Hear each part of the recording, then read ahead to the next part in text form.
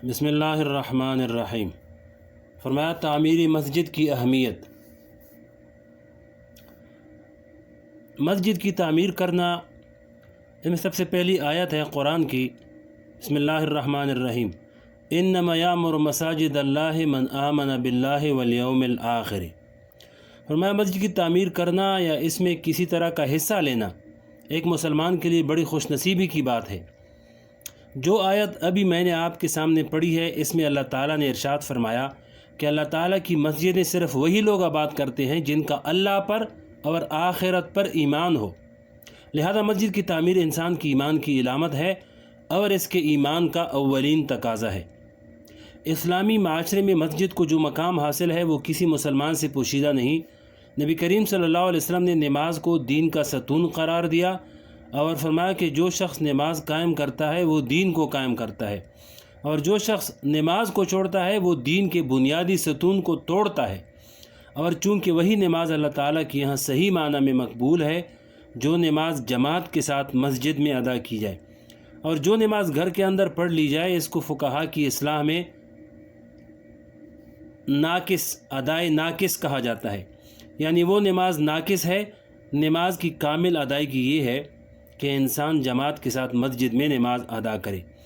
اس لیے مسلمانوں کا یہ ترا امتیاز رہا کہ وہ جہاں کہیں گئے اور جس خطے اور علاقے میں پہنچے وہاں پر اپنا گھر تعمیر ہوا یا نہ ہوا، لیکن سب سے پہلے انہوں نے وہاں جا کر اللہ کے گھر کی بنیاد ڈالی، اور ایسے سنگین اور خطرناک حالات میں بھی اس فریضے کو نہیں چھوڑا جبکہ ان کی جانوں پر بنی ہوئی تھی، اور جبکہ مال کی بھی کمی تھی، فقر و فاقہ کا دورہ تھا۔ ان حالات میں بھی امت مسلمہ نے مسجد کی تعمیر کو کسی حال میں پس پشت نہیں ڈالا۔ جنوبی افریقہ کا ایک واقعہ مجھے یاد ہے، تقی عثمانی صاحب فرماتے ہیں کہ مجھے یاد ہے آج سے تقریباً 7 سال پہلے مجھے جنوبی افریقہ جانے کا اتفاق ہوا۔ جنوبی افریقہ وہ ملک ہے جو افریقہ کے براعظم میں انتہائی جنوبی کنارے پر واقع ہے، اور اس کا مشہور شہر کیپ ٹاؤن ساری دنیا میں مشہور ہے۔ اس شہر میں جا کر میں نے دیکھا کہ وہاں پر زیادہ تر ملایا کے لوگ آباد ہیں، جو آج کل ملائیشیا کہلاتا ہے۔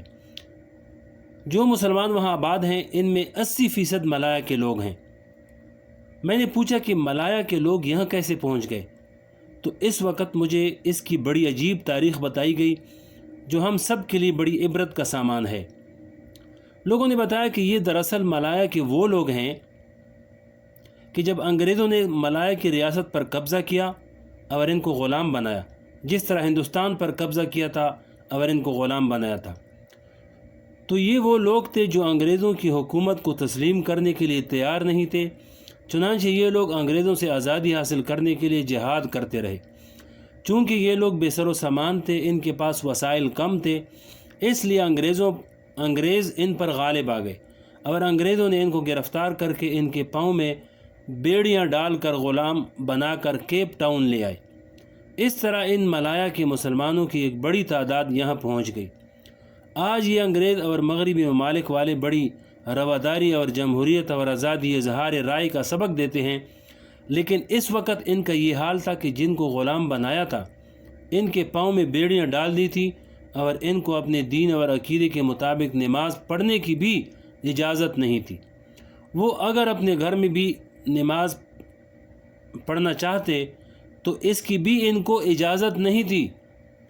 اگر کوئی شخص نماز پڑھتا ہوا پایا جاتا تو اس کے اوپر ہنٹر برسائے جاتے، یعنی ان کو مارا جاتا۔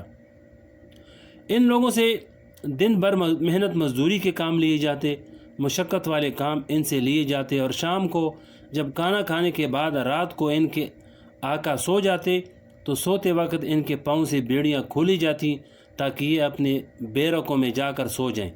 لیکن جب ان کی بیڑیاں کھول دی جاتی اور ان کے آقا سو جاتے تو یہ لوگ چپ کے ایک ایک کر کے وہاں سے نکل کر قریب کے پہاڑ کی چوٹی پر جا کر پورے دن کی نمازیں اکٹھی جماعت سے ادا کرتے۔ اسی طرح یہ لوگ ایک عرصہ تک نمازیں ادا کرتے رہے۔ اللہ کا کرنا ایسا ہوا کہ کیپ ٹاؤن پر ڈچ قوم نے حملہ کر دیا، تاکہ کیپ ٹاؤن پر قبضہ کر لیں، چونکہ ملایا کہ یہ لوگ بڑے جنگجو تھے اور بڑے بہادر تھے اور ان کی بہادری کے کرش میں انگریز دیکھ چکے تھے۔ اس لیے انگریزوں نے ان سے کہا کہ ہمارے دشمنوں کا مقابلہ کرنے کے لیے ہم تمہیں آگے کرتے ہیں، تم ان سے مقابلہ کرو اور لڑو تاکہ یہ لوگ کیپ ٹاؤن پر قبضہ نہ کر لیں۔ ان ملایا کے مسلمانوں نے ان سے کہا کہ تم حکمرانی کرو یا ڈچ حکمرانی کرے، ہمارے لیے تو کوئی فرق نہیں پڑتا، صرف آقاؤں کی تبدیلی کی بات ہے۔ آج تم آقا ہو، کل کو ان کا قبضہ ہوا تو وہ آقا بن جائیں گے، ان کے آنے یا نہ آنے سے کوئی فرق نہیں پڑتا۔ اگر آپ کہتے ہیں کہ ہم ان سے لڑیں تو ہم لڑنے کے لیے تیار ہیں، لیکن ہمارا ایک مطالبہ ہے، ایک شرط ہے، وہ یہ کہ اس کیپ ٹاؤن کی زمین پر ہمیں نماز پڑھنے کی اجازت دی جائے اور ایک مسجد تعمیر کرنے کی اجازت دی جائے۔ دیکھیے، انہوں نے پیسے کا کوئی مطالبہ نہیں کیا، آزادی کا مطالبہ نہیں کیا، کوئی اور دنیاوی مطالبہ نہیں کیا۔ مطالبہ کیا تو صرف یہ کیا کہ ہمیں مسجد تعمیر کرنے کی اجازت دی جائے۔ چنانچہ انہوں نے بڑی بہادری سے ڈچ قوم کا مقابلہ کیا، حتیٰ کہ ان کو پیچھے ہٹنے پر مجبور کر دیا اور ان کو فتح حاصل ہو گئی۔ تو انہوں نے کہا کہ ہم نے جو مسجد کی تعمیر کرنے کی اجازت کا مطالبہ کیا تھا وہ پورا کیا جائے۔ چنانچہ ان کو اجازت مل گئی اور پوری کیپ ٹاؤن میں پہلی مسجد اس حالت میں تعمیر کی گئی کہ ان بیچاروں کے پاس نہ آلات و اسباب تھے اور نہ ہی تعمیر کرنے کے لیے سرمایہ تھا، یہاں تک کہ قبلہ کا صحیح رخ معلوم کرنے کا بھی کوئی ذریعہ نہیں تھا۔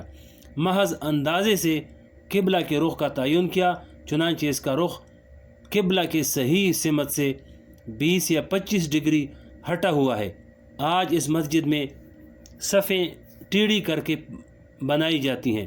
تو انہوں نے نہ تو یہ مطالبہ کیا کہ ہمیں رہنے کے لیے مکان دو، نہ یہ مطالبہ کیا کہ ہمیں پیسے دو، نہ یہ مطالبہ کیا کہ ہمارے کھانے پینے کا بندوبست کرو، بلکہ پہلا مطالبہ یہ کیا کہ ہمیں مسجد بنانے کی اجازت دو۔